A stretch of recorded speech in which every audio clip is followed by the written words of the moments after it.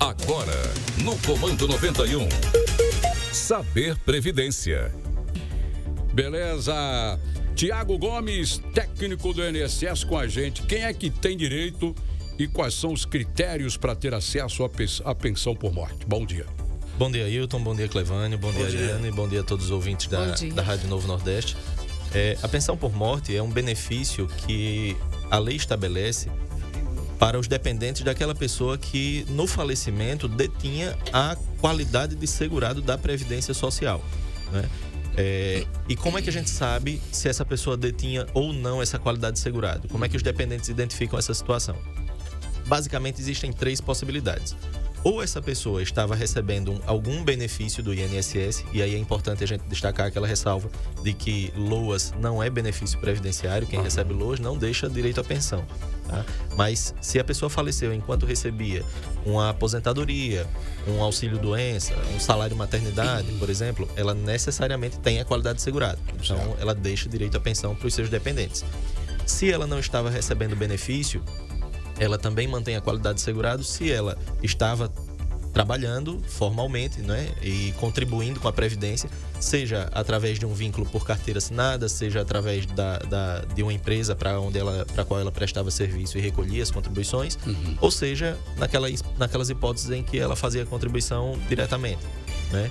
Tem a possibilidade também do segurado especial, que é o agricultor, que contribui indiretamente com a Previdência, mas estava ali no exercício da atividade laborativa, né? E se é uma pessoa que nem recebia benefício, nem estava em exercício num trabalho formal, existe a possibilidade de ela estar naquele período de graça, que foi algo que a gente já tratou em alguns programas aqui atrás, há tempos atrás, que diz que a pessoa conserva a qualidade de segurado por um período que pode chegar até 36 meses, a depender de alguns critérios, claro. Se a pessoa tinha mais de 10 anos de contribuição, se ficou desempregado de forma involuntária, se recebeu seguro-desemprego, fez inscrição no Cine, essa proteção pode chegar até 36 anos, até 36 meses, mesmo sem estar em atividade. Então, se a pessoa faleceu em alguma dessas três condições, ela deixa direito à pensão por morte para os seus dependentes.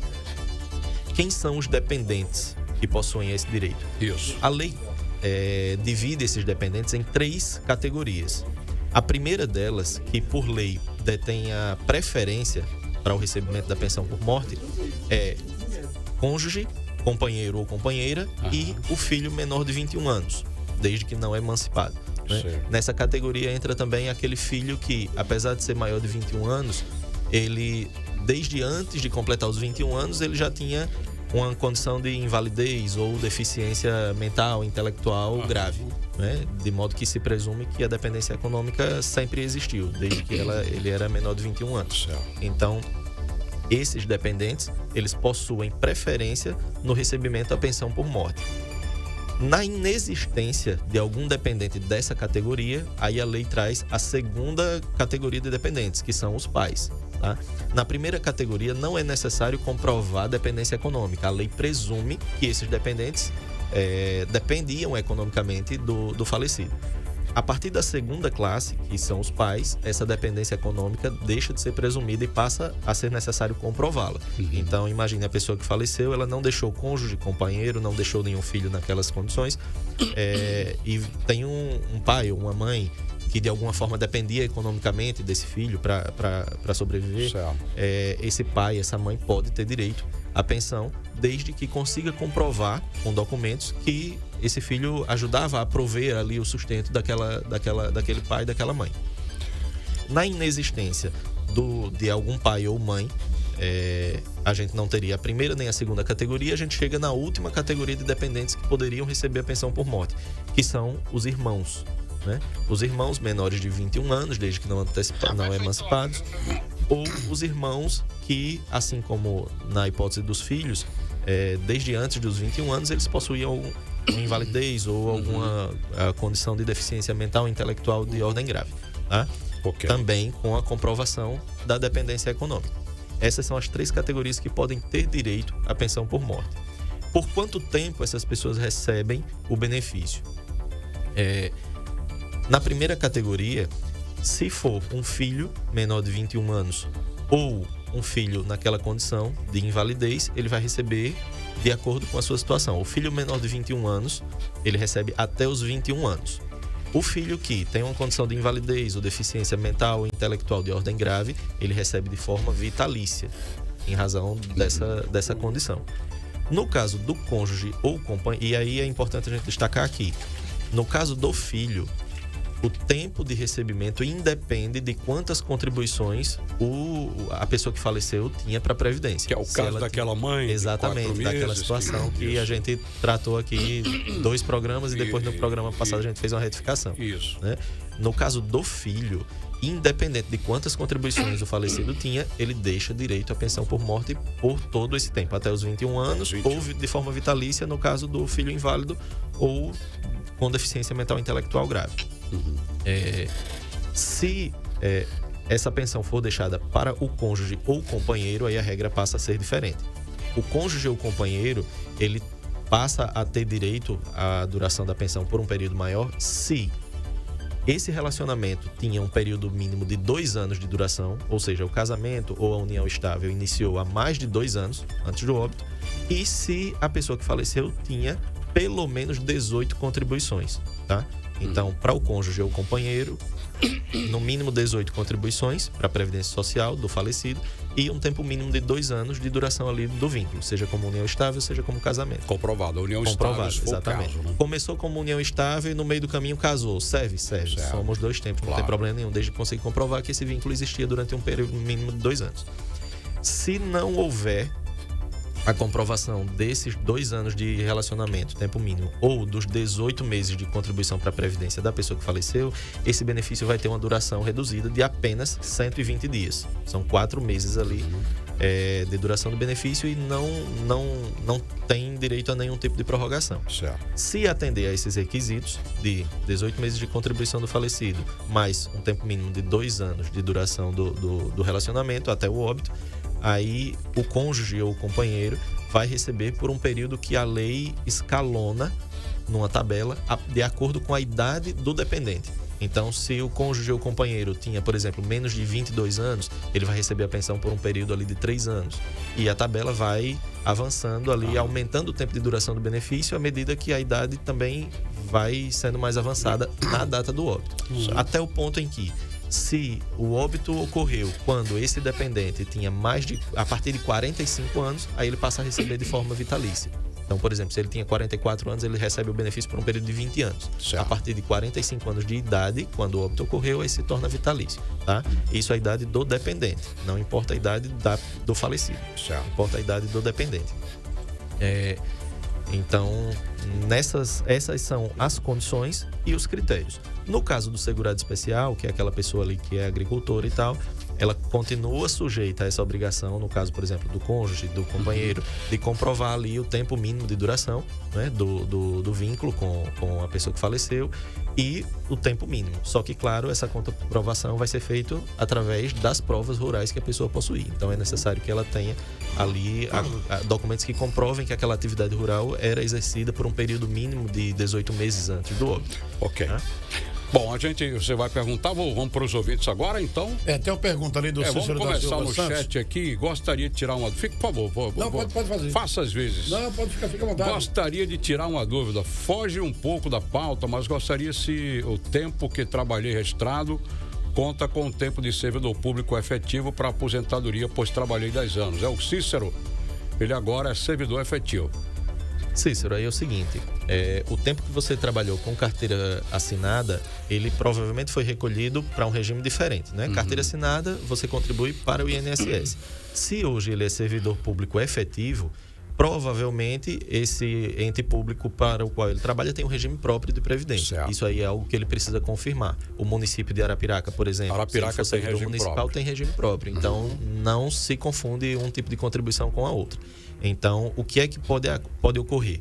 Se ele é servidor público, vamos supor, do município de Arapiraca ou do estado de Alagoas, o que pode ser feito é ele requerer uma certidão de tempo de contribuição, uma CTC, para levar esse tempo que ele tinha no INSS para o regime próprio onde ele está vinculado hoje. E aí esse tempo vai ser somado. Ele vai somar o tempo que ele está trabalhando agora como efetivo com o tempo que ele trabalhou com carteira assinada, que ele contribuía para o INSS lá naquela época. Da mesma forma, se amanhã ou depois, por qualquer motivo, ele se desvincular do regime próprio, sair do vínculo efetivo que ele tem, ele pode trazer esse tempo de lá para o INSS e somar com o tempo que ele fazer tem a hoje. portabilidade? Exatamente. Okay, legal. Faltando 10 para as 9, vamos aos ouvintes em WhatsApp. Vamos ao primeiro. Bom dia, é Cícero Alves. Sobre a minha aposentadoria, que eu falei, né, que de entrada foi negado, é que eu vim lá, né, no INSS, liguei, e o rapaz disse que de 2021 para cá só tem 3 meses depositado, né? Só tem 3 meses só, né, de pessoal lá, a firma recolheu, né? 3 meses só. Então, 2021 para cá só tem 3 meses, realmente eu não tenho como aposentar, né? Mas como é que o que eu posso fazer? Eu queria saber do senhor, né, o que eu posso fazer, como eu devo, né, correr atrás para ver se eu consigo aposentar, né? Porque de 2021 para cá só tem 3 meses só depositado, recolhidos, ó. Aí por isso que foi negada a aposentadoria. Aí liga para mim aí, o que eu devo fazer, minha orientação, por favor. Olha só, Isso aí é uma situação interessante. A normatização do INSS, ela prevê que o trabalhador, nessas condições, ele não deve ser prejudicado. Por quê? Se a carteira estava assinada e tem documentos que comprovam que o vínculo existia de forma regular, a obrigação de recolhimento dessa contribuição não é do trabalhador, é da empresa. Então, a responsabilidade por essa contribuição é da empresa. Se a empresa não recolheu, isso não quer dizer que o trabalhador não vai ter acesso ao reconhecimento desse tempo de contribuição e desse benefício que ele está pleiteando. Agora, como essas contribuições não foram recolhidas pelo empregador, é necessário que no INSS sejam apresentados outros documentos que comprovem que, de fato, aquele vínculo existia durante aquele período, estava regular, tudo certinho, para que o INSS reconheça, conceda o benefício a ele e depois notifique a Receita Federal, os órgãos competentes, para que façam a cobrança desse empregador.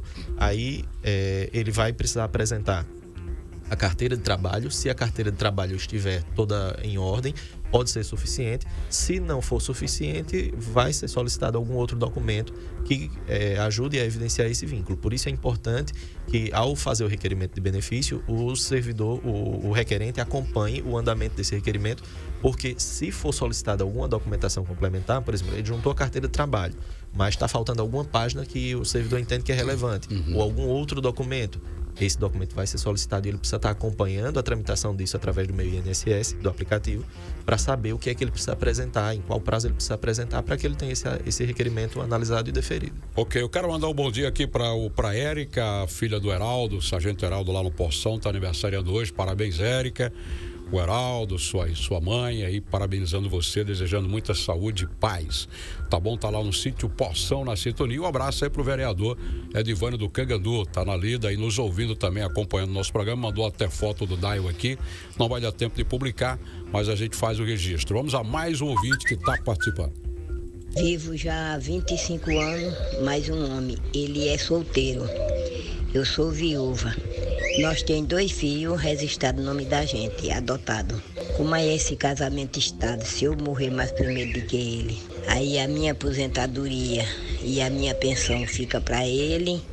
Se ele morrer mais primeiro do que eu tenho o direito de pegar a aposentadoria dele, que ele é de benefício, que ele é doente.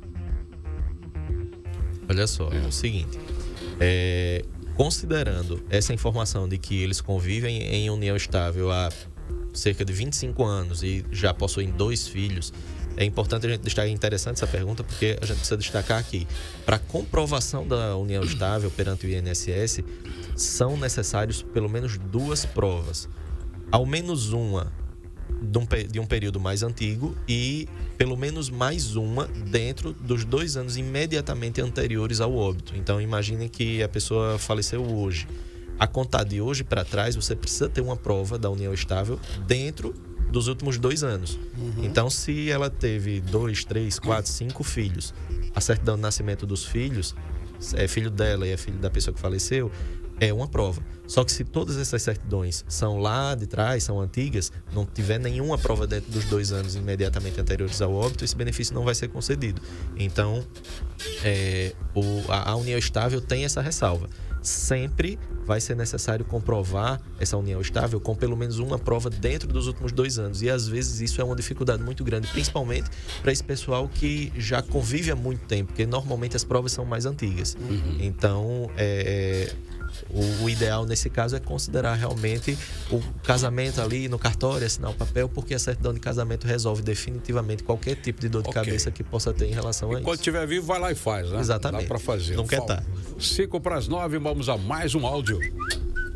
Professor Tiago, eu tenho um amigo meu e ele trabalha num condomínio, ele tem 63 anos, 32 anos de contribuição. Se for pela regra de transição de 2019, ele teria direito a se aposentar ou só quando ele completar os 65 anos. Um abraço para todos aí. Aqui é J. Santos Feira Grande.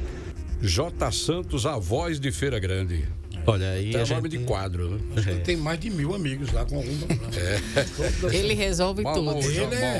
Ele é o porta-voz mesmo. É o consultor da região. Mas isso é legal. Porque eu acho que é o seguinte, o pessoal é tímido, né? Geralmente é... Ô, Jota, pra você que é bom, tem acesso à empresa, faça a pergunta pra mim aí. Depois a gente vai ali e toma uma carraspana, não tem problema. Mas o Jota é um amigão.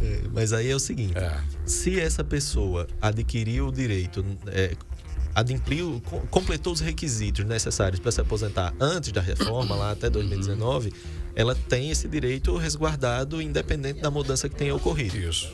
Só que pode ser que, na hora que houve a mudança ali da reforma da Previdência, ela ainda não tivesse completado todos os requisitos, tivesse faltando alguma coisa, e aí ela tenha caído em alguma regra de transição. Isso a gente só consegue avaliar com as informações completas do caso, para a gente ter a certeza realmente se a pessoa tem o direito adquirido antes da reforma ou não. Então, a recomendação que eu posso fazer é que essa pessoa acesse o aplicativo do meu INSS e faça lá uma simulação de aposentadoria, porque o aplicativo já vai mostrar lá em cada modalidade da regra de transição se a pessoa tem direito ou não. Temos mais 2 últimas perguntas, vamos a outra. Bom dia, Ayrton Alves. Ayrton, eu queria fazer uma pergunta.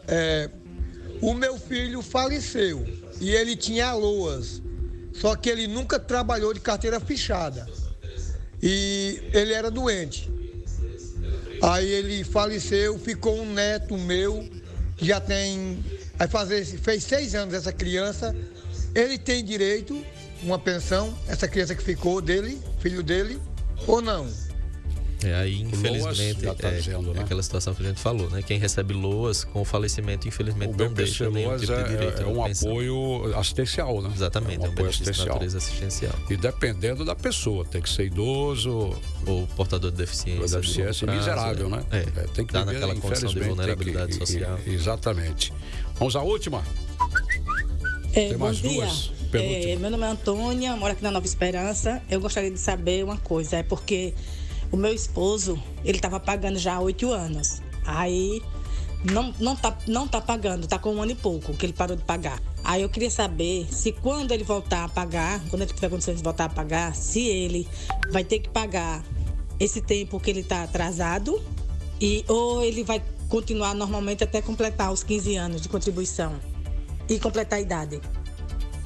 Olha, como ele faz esse pagamento por conta própria, não há uma obrigação de pagar esse período que ficou em aberto, tá? Isso aí é uma opção que ele vai ter se ele quiser somar para completar mais rapidamente esse tempo de contribuição. Mas se a partir do momento que ele quiser voltar a pagar, ele quiser pagar só dali para frente, não tem nenhuma obrigação de pagar o período que ficou para trás, não. Terminou? Beleza, terminou então. Queria ter mais tempo, muito legal o quadro, tema muito bom, claro, prestação de serviço aqui, mais uma prestação de serviço do comando. Tiago Gomes, sexta-feira, se Deus quiser, a gente tá de volta, né? É verdade, até semana que vem. Vamos torcer aí por uma boa sorte pro Asa nesse final de semana, né? O Clevói não vai usar saíta, não. Com certeza não vai usar saíta. Gilson Silva, você manda, Gilson Silva. Mais uma pergunta aqui por determinação da nossa produção. Vamos lá. Bom dia, eu me chamo Vera Lúcia.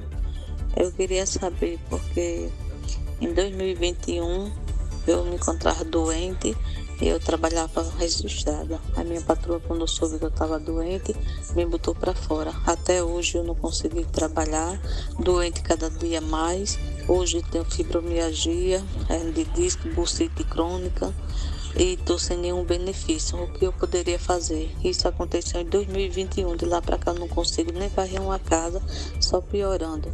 Faço fisioterapia e eu gostaria de saber alguma opinião de vocês. Bom, aí me parece que tem uma questão de ordem trabalhista que talvez precise ser discutida, né? Com um advogado ou uma defensoria pública e tal, para mais informações a respeito da seara trabalhista.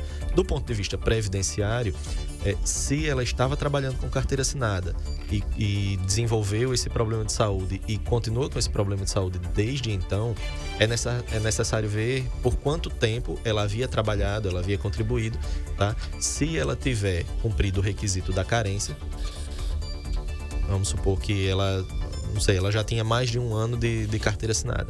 Ela teria direito ao auxílio-doença naquela época. Então, se esse problema persiste, ela pode dar entrada no auxílio-doença. Ela vai precisar, obviamente, da documentação médica que comprove que ela tem esse problema de saúde desde aquela época. E ela dando entrada, ela pode ter direito ao benefício normalmente. Olha, eu quero mandar um abraço pro Parreirinha. Parreirinha, tô devendo teu áudio. O Parreirinha tá pedindo uma força aí, que ele criou um grupo de WhatsApp dos garçons, que vai ser um canal aí, que de repente muita gente vai poder fazer o contrato. Tô aqui, tem 2, né, agora? Só uma última aqui. Não, vamos ter uma do Marconde aqui, ele pergunta sobre o neto, né? Ele morava com o avô, se o neto tem direito, com o avô e faleceu, não deixou filho menor, só de maior. Ele tá falando aqui do você entendeu, né? Sim, sim. Eu acho que sim. Ele era funcionário público municipal, o pai desse garoto, que é um neto menor de idade.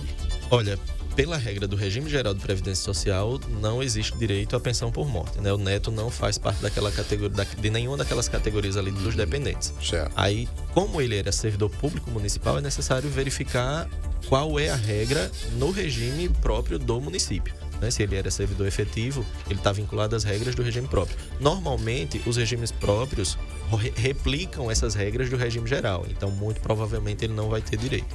Mas aí, como é uma regra do município, vale a pena buscar os órgãos competentes aí do município para ter Ariane, informação. sua última.